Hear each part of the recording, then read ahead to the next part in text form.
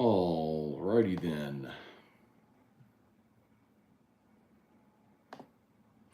Okay, what's up, everybody? Good morning. Welcome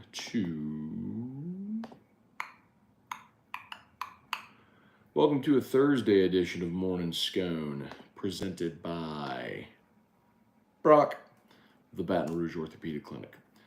Hudco Roofing, hudcoroofing.com. ProCharge EV, ProChargeEV.com. Restored Motions, restoredmotions.com. All right, y'all, let's get it. Hope your Thursday's off to a great start. College basketball's Sweet 16 begins tonight, so excited about that. Watch some tournament basketball again. Some things to wager on tonight, if you so choose. Bada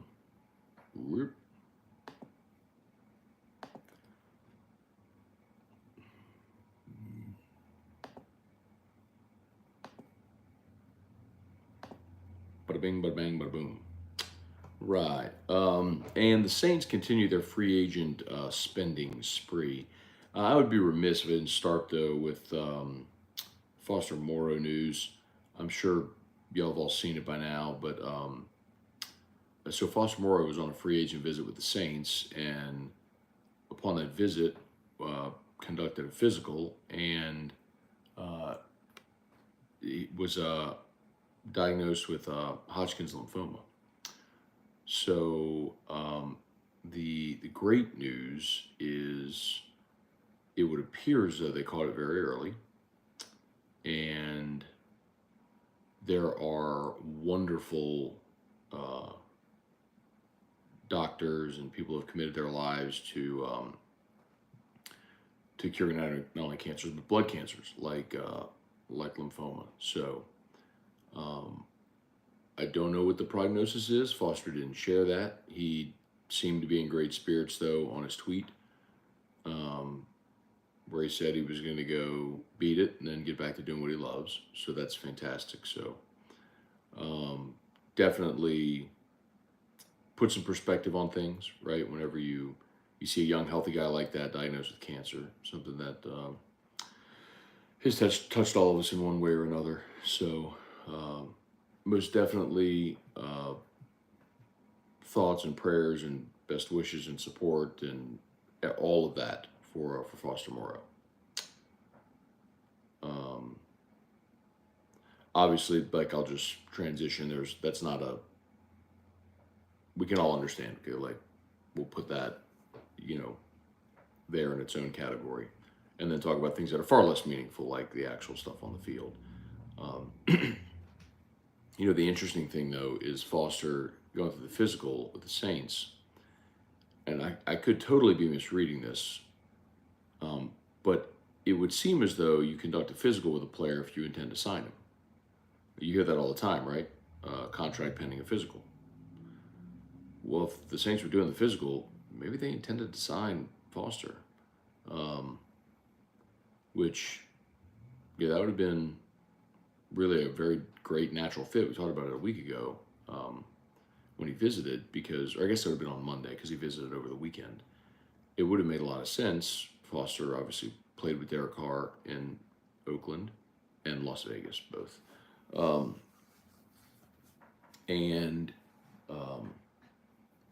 Obviously the New Orleans and LSU ties are there, but the Saints also need an attached sort of traditional tight end. You've got Juwan Johnson, who you just signed to a 2-year extension, and you've got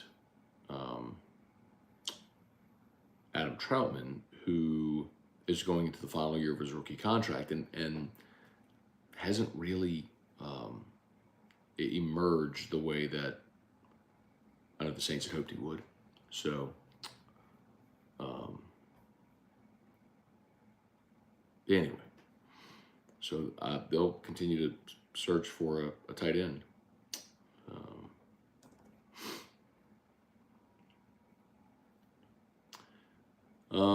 Okay, we'll say some good mornings here. The Saints, I have it there in the headline of the Saints, so the description did continue their spending spree. Jonathan Abram, former first-round draft pick, Mississippi State, if you remember.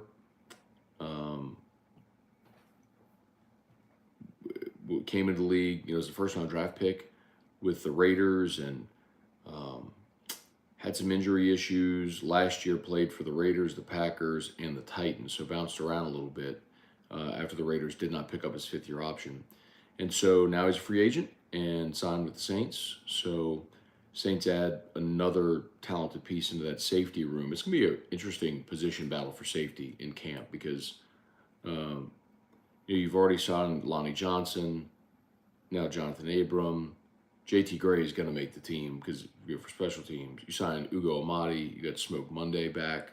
And then, of course, your starters with Tyron and Marcus May. So crowded safety room right now for New Orleans. And then they did re-sign Malcolm Roach as well. So good to bring back one of their own at a position where they need bodies. So, okay, let's say some good mornings here. See what y'all got. Ryan Amanda Guidry, good morning. Kelly Presley, Craig Duga, I only make wagers at sportsbook that the American Gangster frequents. That's a reference to Will Wade being photographed at sportsbook in Lake Charles. Tyler Alexander, good morning. Bubba Smith, Blaine Smith, good morning. Brad David, good morning. Relax, chill, and focus. I like it. That's the name on YouTube. Relax, chill, and focus. Wendell Norman, Jason H., good morning. Tim Gotro, Matt Lusto, good morning. Weston Weaver. Brad David, how do you think Les Miles would have done at LSU in the transfer portal NIL era? Fine. Les was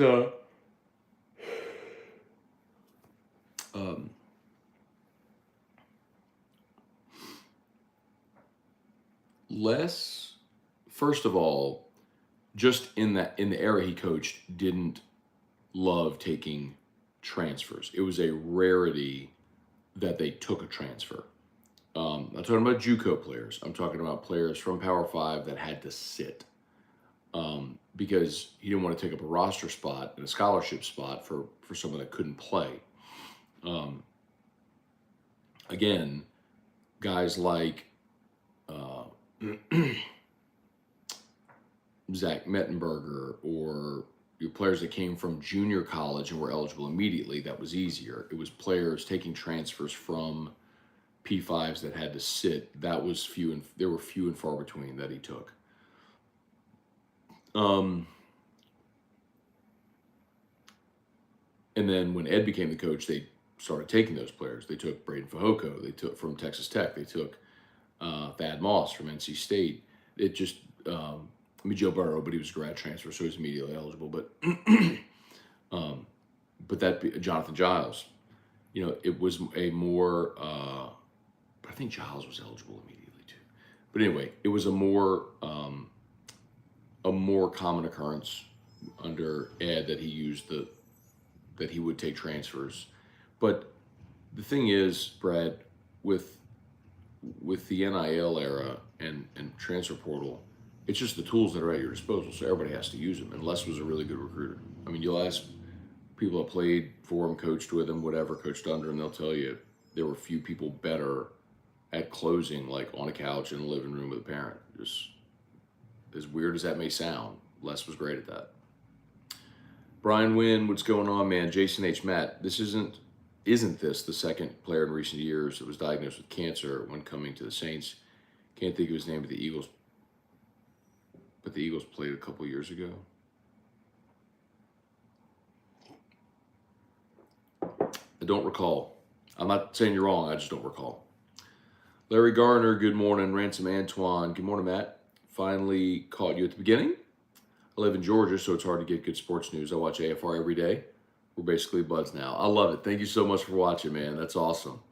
Let all your friends know, man. We got a big contingent, as you'd imagine, in Georgia, especially in Atlanta. A lot of LSU alums in Atlanta. So outside of Louisiana, Houston, Dallas, Atlanta are really, really big hot spots for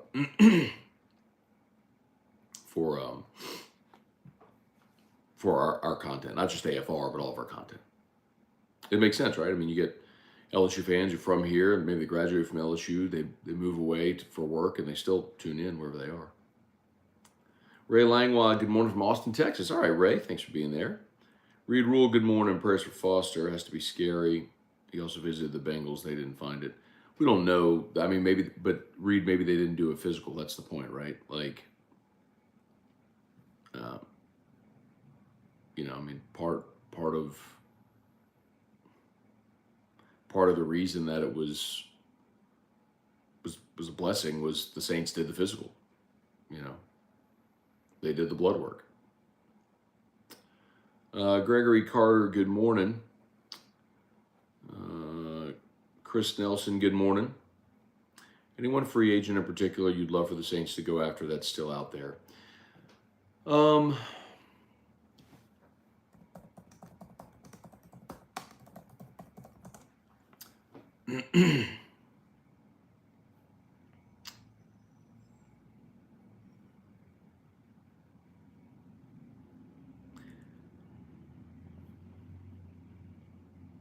I'm hesitating because I'm thinking, okay, do I want a big name free agent or do I want a free agent just at a position of need, right?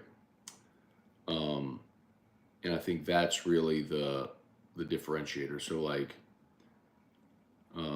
let's look at the free agents available. Like Saints need receiving help. Could you go get Kenny Galladay? Bud Dupree is available. Do you want an edge rusher? Leonard Floyd is there.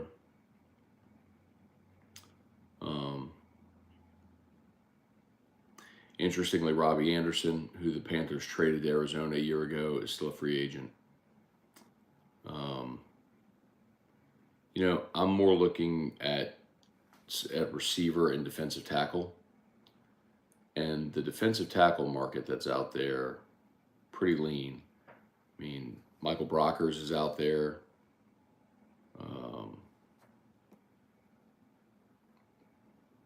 Al Woods.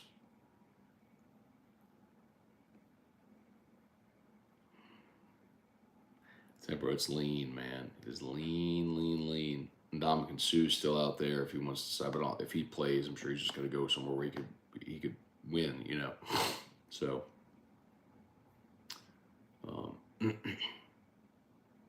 so I didn't really answer your question because I don't really have a great answer. I don't, normally there's always the first, we talk about this often, but there's always like the first big wave of free agency, first big wave of spending. And then after that big wave comes, you have the next wave of players that after the market is set. So here's your defensive tackles: Shelby Harris, Michael Brockers, Quentin Jefferson, Al Woods, Chris Wormley, Ndamukong Suh, Linval Joseph, Jonathan Hankins, Justin Ellis, John Jenkins, Christian Covington, Nick Williams, Carl Davis. So you're getting down to a list of guys that are just, rotational pieces. So it goes to show you, like, you probably don't have a starting caliber defensive tackle still available. So you're probably going for that in the draft. But can you sign someone who's a rotational piece? Like, that's where I'm looking. You still need help at defensive tackle. Good question, though. Austin Kidder, morning, Matt. You might not agree, but I didn't like seeing Little pitch with a 9-run lead last Friday. Hope they rest him in a similar situation this weekend. Yeah, it's not a bad thought, Austin.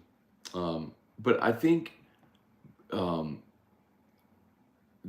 I remember correctly, he finished the 8th, and then the barrage came, the 5-run barrage in the bottom of the 8th. Then he pitched the 9th, or the top of the 9th, excuse me. Then he pitched the bottom. So maybe bringing him back out was the problem, if I remember that correctly. But I don't necessarily disagree. Like, when you had that big of a lead, I would tend to agree with you. Jason Mabio, good morning, especially considering we saw Christian Little pitch twice in the weekend, and the second time he wasn't as effective. Jesse Brown, morning, Matt. Is there a top free agent wide receiver target you would see the Saints sign? We just talked about Robbie Anderson. I mean, I know Odell's out there as well. Let's see. Let's look at the receivers. So, I mean, of this much, I'm sure. they're not done adding receivers or defensive tackles. They just can't be. So Kenny Galladay, Robbie Anderson, Nelson Aguilar, DJ Chark, Randall Cobb, Marvin Jones, Julio Jones, Byron Pringle, Jarvis Landry, N'Keal Harry, Olamide Zacchaeus, Jamison Crowder, Sammy Watkins, Andre Roberts. You know what I mean? So you've got Marquise Goodwin, Rashad Perriman, Demir Byrd. You've got some receivers that you recognize their names, and they have been productive players in the NFL. So I'm not telling you that any of those stands out more than the other. What are you looking for? You've got Chris Olave, you're bringing back Michael Thomas, you feel good about Rashid Shaheed as a deep threat. But if you need another guy, Traquan is still under contract, and we know they love him. I'd be perfectly fine going to see you kick the tires on any of Galladay, Anderson, Aguilar, or Chark. And Chark's the youngest of them, so if there's a deal that makes sense there, I would not be opposed to that. Let's see. Irfan Sayad Gabalgan. Let's see, Reed Rule. If any LSU games get postponed this weekend, does that mess up our rotation for the start of the Thursday through Saturday series? Maybe.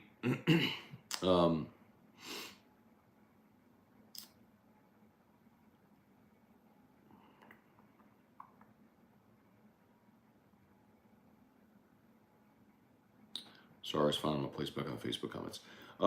Maybe, because Tennessee next week is Thursday, Friday, Saturday. If hypothetically, if Friday's a wash and you end up playing Saturday, I don't know that you turn around and pitch Skeens on Thursday from Saturday to Thursday.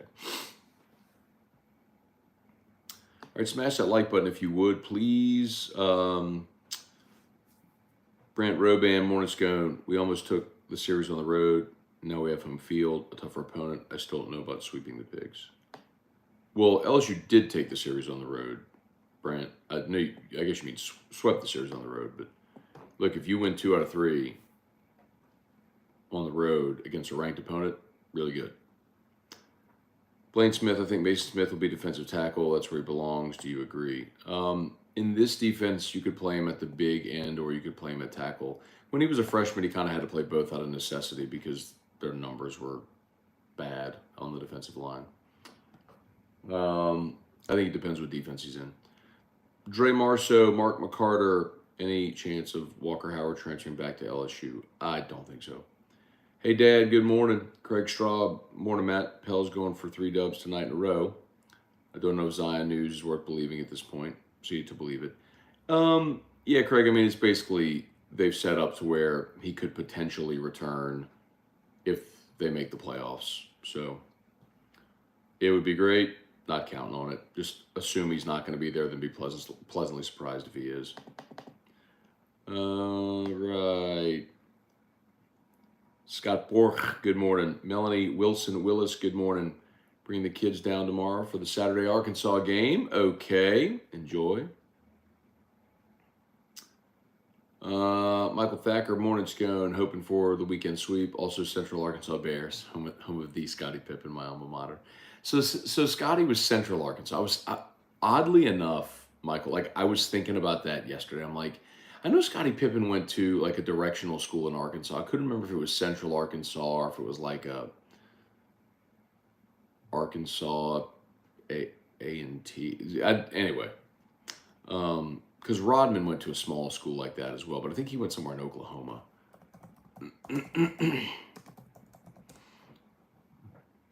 Dennis Rodman went to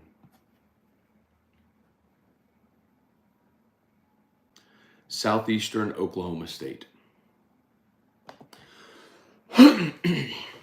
Let's see, a few more here, a few more. Oh, by the way, counting down the days, y'all. Best of 225 voting ends, I believe, on the 3rd. But we're getting there, about a week or so.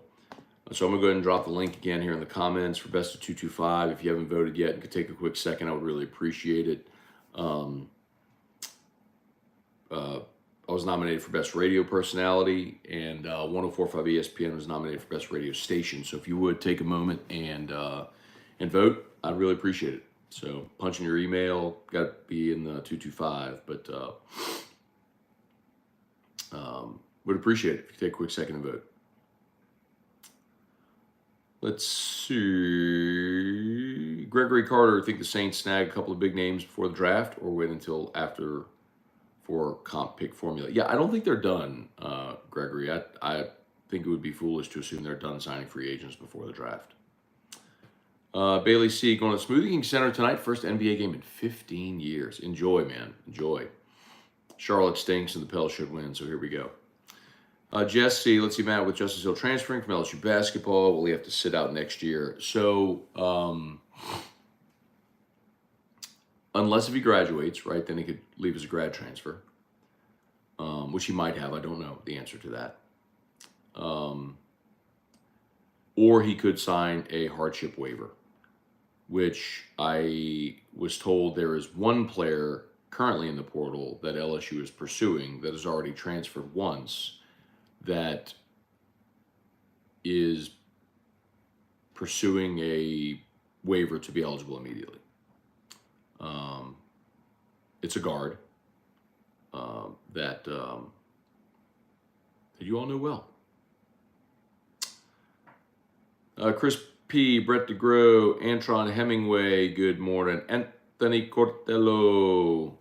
Oh, yeah, that was it. John Dornbow, the deep snapper. Yep, that was the player. The Saints signed him, and then he was diagnosed with cancer. Yep, I do remember that now. Good call. Trivia Carter, good morning. Let's see if you can't. Ransom Antoine, have you seen Cam Jordan's tweet about DeForest Buckner? Would he fit, and what would you give up? I did not see Cam's tweet about DeForest Buckner.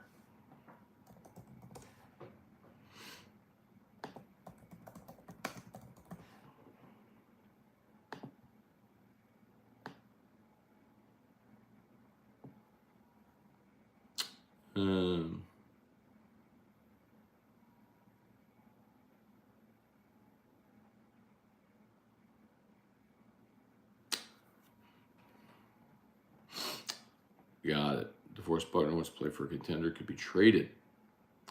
Buckner has $19.7 million cap savings with trade with zero dead money. I'd have to look at his contract because what does that mean? The Saints would.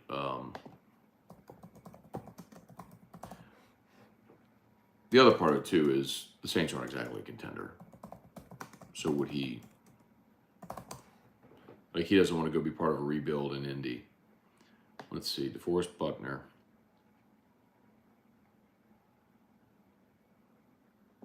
See, he's got no dead cap money for.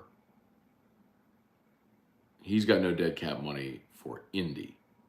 His cap hit is $19.7 million.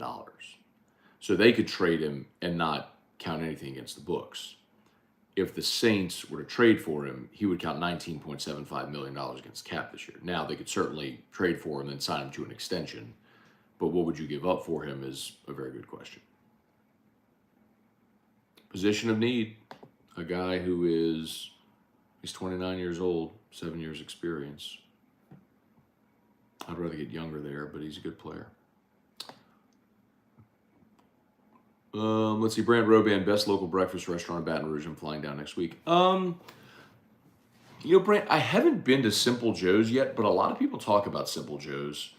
So I'd recommend that, giving that one a shot. Ruby Slipper is always a go-to. If you want to be on campus, you could always go to Louis Cafe.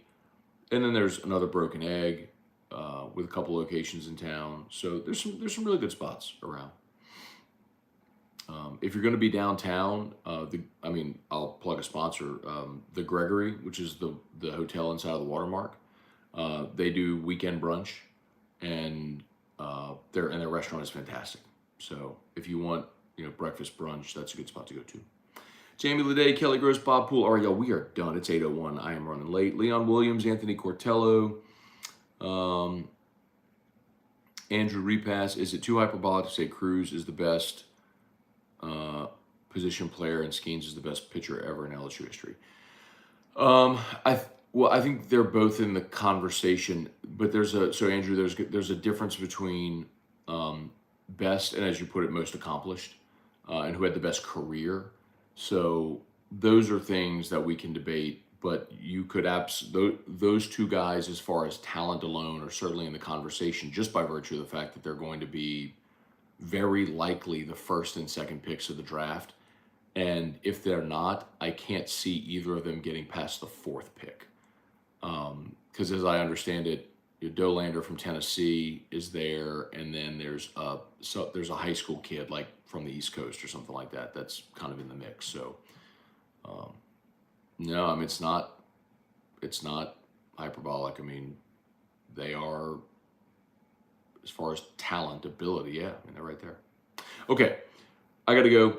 Y'all have an awesome day. Thanks so much for watching. As always, shout out to Brock, the Baton Rouge Orthopedic Clinic, Hudco Roofing, HudcoRoofing.com, Restored Motions, and ProCharge EV. Y'all have an awesome day. Peace. LSU Daily is already live. LSU Daily on your favorite podcast app. Subscribe, please. LSU Daily.